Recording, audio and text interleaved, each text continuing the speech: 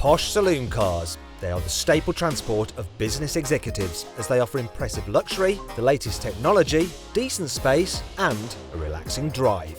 But which did you choose between the BMW 5 Series, the new Audi A6, the Mercedes E Class, or if you want something that's a little bit more left field and you don't like diesel, the new Lexus ES? To do that, I'm going to compare their designs. Yes, I'm a total and utter car bore. Critique their cabins. I like the inside. See how practical they are. Oh, I'm stuck. Yeah, I'm definitely stuck. And find out what they're like to drive. We're just not the smartest nation. First though, let's look at how much these cars cost. So the Lexus starts at £35,000, the Mercedes around £38,000, the Audi getting on for £39,000 and the BMW £37,000. With these kind of posh vehicles, part of what you're paying for is the badge on the bonnet and how expensive the car looks in the executive car park. Do you know what the E stands for in Mercedes E-Class? It stands for elegance. Actually it doesn't, I just made that up, but it could do because it's such a graceful looking car. Now I'm going to give you a little tip. You know when you're driving at night and you think that there's a Mercedes behind you, you can tell which model it is by the amount of lines it has and its daytime running light headlights. If it's got one line, it's a C-Class. If it's got two like this car, it's an E-Class, and if it's got three, it's an S-Class. Yes, I'm a total and utter car bore. Now, Audi design is often criticised for being a bit of a bore too, but I think the A6 is merely understated rather than just dull. I really like this car from the rear three quarters. Those rear haunches just remind me of the Quattro from the 80s, and that silver strip through the lights just looks really cool. Now, a lot of people may say, nice arse, shame about the face, but actually I also like Audi's big gaping grille too. Out of the three Germans, it's the BMW which is the most reserved looking.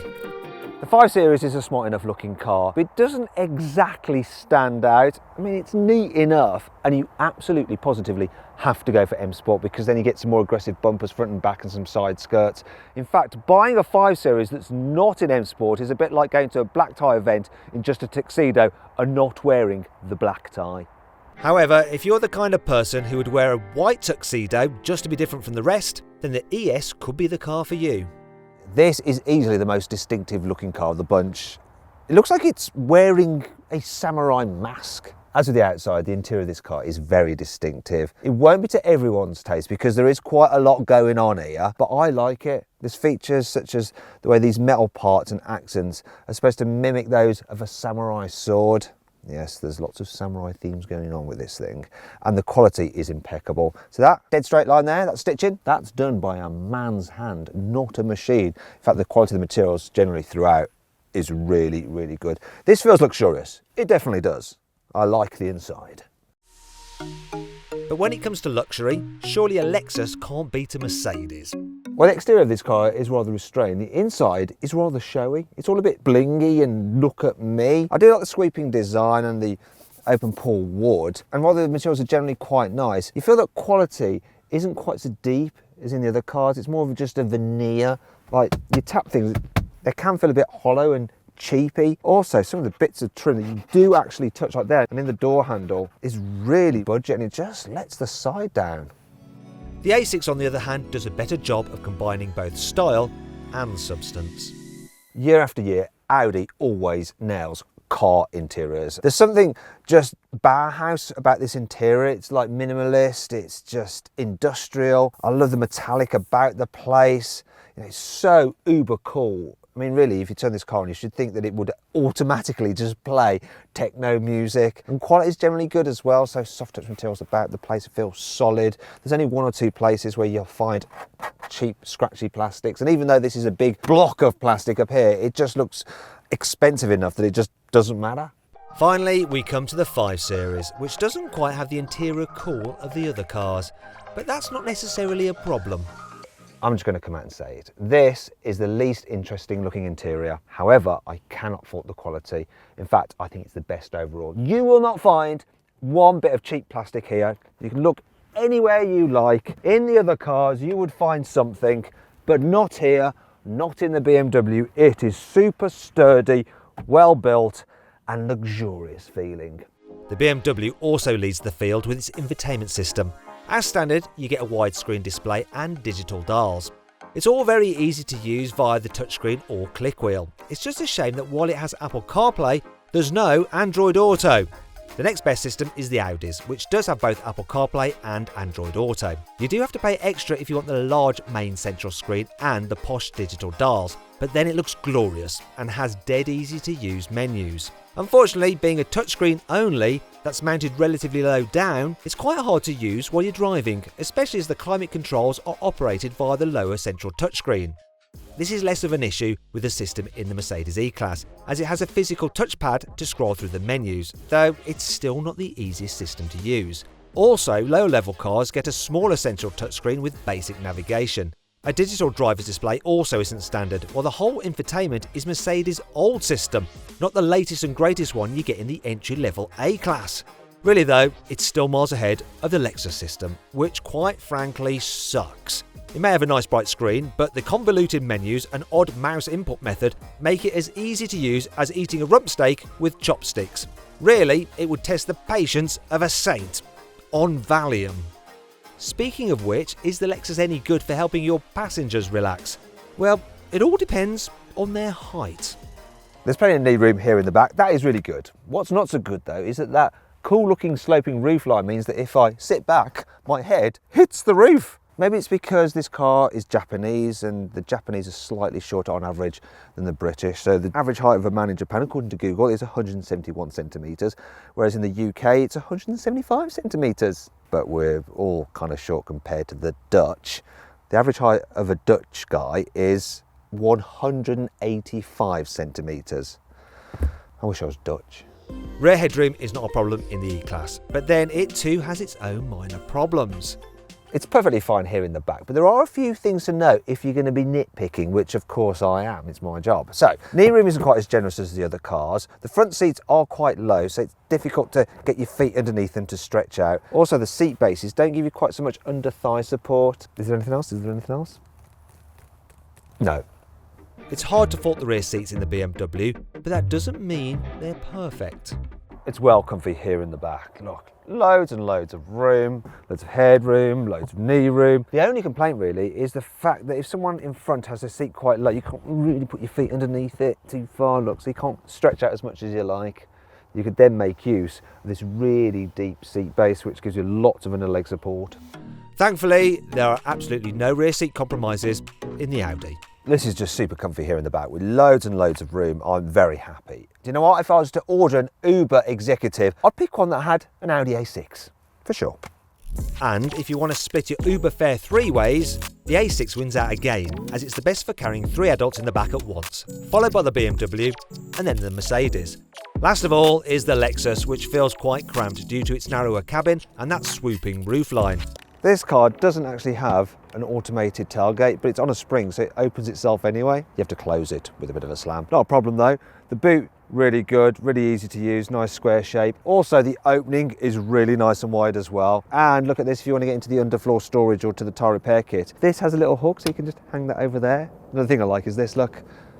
I can fold down the rear seats, including the middle one individually. Or obviously, if I want loads of space. Then look, I can do that. Isn't that nice? Unlike the Audi, the Mercedes doesn't have folding rear seats as standard. They're an optional extra. But that's the only real complaint. As boots go, this is more than up to the job, and there's a couple of features I really like. Look at this bag hook. So you can hang things up, and when you go around corners, your shopping doesn't slide everywhere. And this as well, I'm going to show you this. So, got quite a decent amount of underfloor storage here, and you get the Mercedes collapsible grocery box. Look at that, perfect for your trip to Waitrose, darling. But how does the BMW compare to its German cousins for practicality? One of the things I like about this car's boot is that the load height isn't too high, so it's easy to lift things in and out. Also, you don't have much of a load lip either. This particular car has fold down rear seats. Look, I just pull these levers here. Have to run around to the back to actually lower them though. As you'll see, decent amount of opening there to push stuff through, and I'm just going to put the seats back because you can get them so they split 3 ways, and then look, you can carry things and people. I'm stuck. Yeah, I'm definitely stuck. You won't ever get stuck like that in the Lexus because it's not available with folding rear seats at all. But it does have an electric tailgate as standard, and unlike with those on the Mercedes and BMW, it doesn't get flustered if you try to hurry it. Look. There you go. And then I can just slam it if I want to. And don't worry, look, it's not broken, of course. It's a Lexus. It all works fine. Well, I'm not so keen on those at the boot. Other than that, it's pretty meh. The load capacity also isn't great on the Lexus. It's about 20% less than the other three cars, though its deep design does help compensate for this. The Germans are all pretty closely matched for boot space, but the Audi just beats the Mercedes, which in turn is slightly better than the BMW for carrying luggage. But surely that doesn't matter. After all, the 5 Series will surely win out when it comes to driving, right? This BMW definitely has a sporty feel to it, the way you feel like you're really sitting in it. It actually feels like a smaller car than it actually is. It's responsive as well, the way it goes around corners, it just grips really well, stays nice and flat. The rear wheel drive pushes you along out of corners as well. The steering is sharp, but it's not the best. It doesn't feel quite as nice as the steering in the Mercedes, let's say, which is bizarre. But that's the only weakness. Engine-wise, this 2-litre diesel is all you really need. It's punchy, maybe a little bit noisy. Can't fault the 8-speed automatic gearbox though. It is brilliant, smooth and responsive. It's quiet too, however under acceleration it can seem a little bit noisy, this 2-litre diesel. Then there's the suspension, it's comfy over bumps. This car has the normal suspension, it's fine, but you can make it even better with the adaptive suspension. It really is the complete package. It can be fun, it can be comfy, it can be both. I like it. The Audi A6 sits pretty much bang in the middle of its 2 German alternatives in terms of how it drives. It's almost as comfy as the Mercedes, and it's almost as sharp to drive as the BMW. It's a fabulous, fabulous all-rounder, and the steering's sharp, although you don't really feel much of what's going on with the front wheels. That's my only complaint. Oh, I do have another. When you put your foot down with this 7-speed gearbox that you get with the 2-litre diesel, it does take a bit of time to respond, and it can be a bit jerky when you're manoeuvring around town. You can get an 8-speed with a 3-litre diesel, and that is actually a little bit more sluggish but smoother when you're just coasting. 2-litre diesel engine in this car is punchy enough, quiet enough for a diesel. This car is a fabulous, fabulous all-rounder. If I was going to buy it, there is one upgrade I'd have, and that is the air suspension, because then it's even more comfortable than the Mercedes on its air suspension. It's sublime. But people don't tend to buy air suspension. In the UK, we tend to buy options we can see, like huge alloy wheels, which ironically actually reduce comfort levels. We're just not the smartest nation. The Mercedes E-Class is all about the comfort, and it totally nails it. So it's quiet to travel in, it's comfy over bumps. In fact, the standard suspension is probably just the best out of the bunch in terms of dealing with bumps. And you can make it even better if you get the optional air suspension, then it just floats up the road. The automatic gearbox, it's very smooth, you don't even notice it changing gears. And when you put your foot down, it responds really, really quickly. And the 2-litre diesel engine in this car is punchy, yet economical. The surprising thing is that the steering actually feels quite sporty. Oh, wait a minute. And so you chuck this thing into a corner and it grips and goes round okay, but it does lean a little bit more than its German rivals. It does lull you into a false sense of security, because actually at the end of the day it's more of a cruiser than a sporty saloon car. And that's just fine, because like I said, it just plays that card brilliantly. So then, the Audi, Mercedes and BMW all drive brilliantly in their own unique way. But will it be the same with the Lexus? There's something you have to accept with the ES, and that's that it doesn't particularly like to be driven quickly. If you suddenly want to accelerate and go fast, the engine makes a bit of a groaning sound.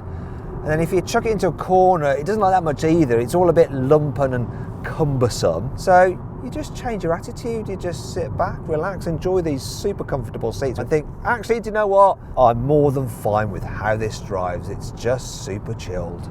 Just don't back-to-back it with the Germans, because then you'll realise not only are they sharper to drive, they're actually slightly more comfortable and quieter too.